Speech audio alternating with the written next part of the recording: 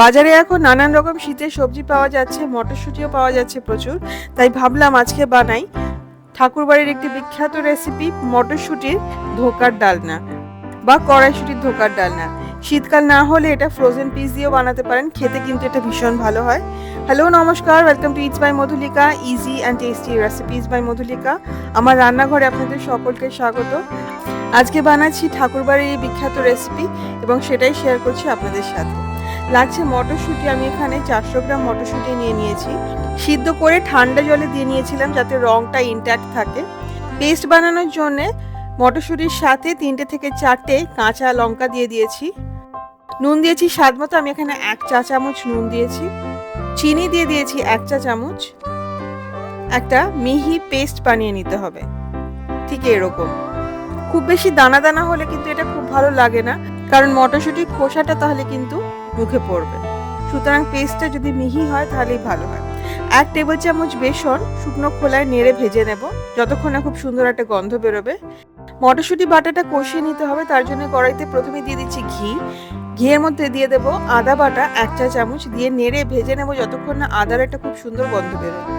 অনেকেই ফোড়নে হিং দিয়ে থাকে, কিন্তু আমি ঠাকুরবাড়ির রেসিপিতে ঠিক যেরকম আছে সেই রকমই বানাচ্ছি, সুতরাং আমি হিং দিচ্ছি না। তাছাড়া আমার মনে হয় হিং দিলে মটরশুঁটির যে গন্ধ আছে, এটা সুন্দর গন্ধ, সেটাও কিন্তু থাকে না। এর মধ্যে দিয়ে দেব যে বেসনটা শুকনো খোলায় নেড়ে নিয়েছি, ড্রাই রোস্ট করে নিয়েছি সেইটা। বেসনটা দিয়ে 6 থেকে 7 মিনিট একদম কম আঁচে খুব ভালো করে কষিয়ে নিতে হবে। কম কষানো যাবে না, খুব বেশিও কষানো যাবে না। খুব বেশি কষালে কিন্তু শক্ত হয়ে যাবে, আর খুব কম কষালে কিন্তু ভেঙে যাবে।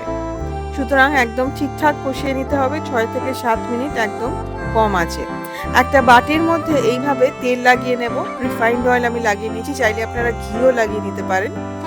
দিয়ে দেব মটরশুঁটির মিশ্রণটা, দিয়ে চেপে চেপে একদম চৌকো মতো এইভাবে চৌকো মতো করে নেব, যাতে কাটতে সুবিধা হয়, বরফি কাটতে সুবিধা হয়।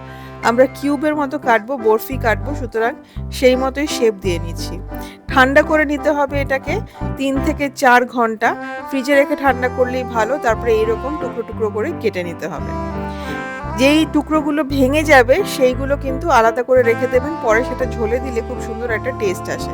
একটা মাঝারি সাইজের আলু, আমি এখানে সিদ্ধ আলু নিয়ে নিয়েছি, 8 টুকরো করে কেটে নিয়েছি। আর একটা মাঝারি সাইজের টমেটো পাতলা পাতলা করে কেটে নিয়েছি। সিদ্ধ আলুটা দিলে রান্নার স্বাদটা অনেক বেটার আসে বলে আমার মনে হয়, আপনারা ট্রাই করে দেখতে পারেন।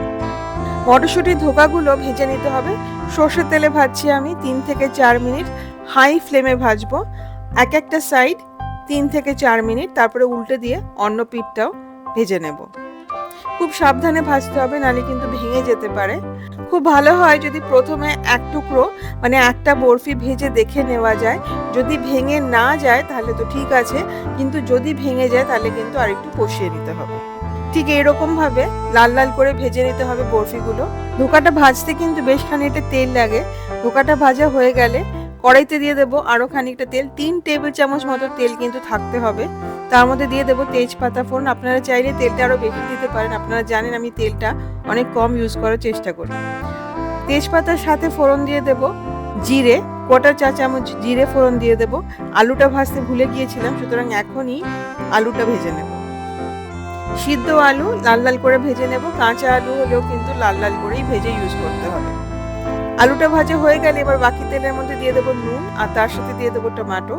পাতলা পাতলা করে কেটে রাখা টমেটোটার সাথে এবার এক এক করে মশলা দিতে হবে। আদা বাটা, জিরে গুঁড়ো, হলুদ গুঁড়ো, লঙ্কা গুঁড়ো, ধনে গুঁড়ো, 1/4 কাপ মতো জল দিয়ে দেবো। আর দিয়ে দেবো মটরশুঁটির ধোকা বানানোর সময় যে টুকরোগুলো ভেঙে গিয়েছিল সেইগুলো দিয়ে মশলাটা খুব ভালো করে কষিয়ে নিব। কষিয়ে রাখা মটরশুঁটির এই টুকরোগুলো দিলে কিন্তু ঝোলটাও ঘন হয়, আর টেস্টটাও কিন্তু অনেক ভালো আসে।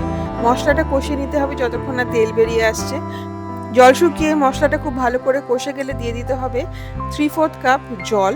চাইলে আপনারা 1 কাপও জল দিতে পারেন, কারণ ধোকা কিন্তু জলটা অনেকটাই টেনে নেবে। দিয়ে দেবো ভেজে রাখা আলু, চিনি 1/2 চা চামচ, খুব বেশি মিষ্টি হবে না কিন্তু একটু মিষ্টি মিষ্টি হবে। আর 1/4 চা চামচ গরম মশলা গুঁড়ো। আপনারা যদি কেনা গরম মশলা ইউজ করেন তাহলে 1/2 চা চামচ দিতে হবে। দিয়ে ভালো করে নেড়ে মিশিয়ে নিতে হবে ঝোলের সাথে। ঝোলটা যখন ফুটতে শুরু করবে দিয়ে দিতে হবে ভেজে রাখা ধোকাগুলো। ভালো করে মিশিয়ে নিয়ে একদম কম আঁচে রান্না করতে হবে 3 থেকে 4 মিনিট ঢাকা দিয়ে।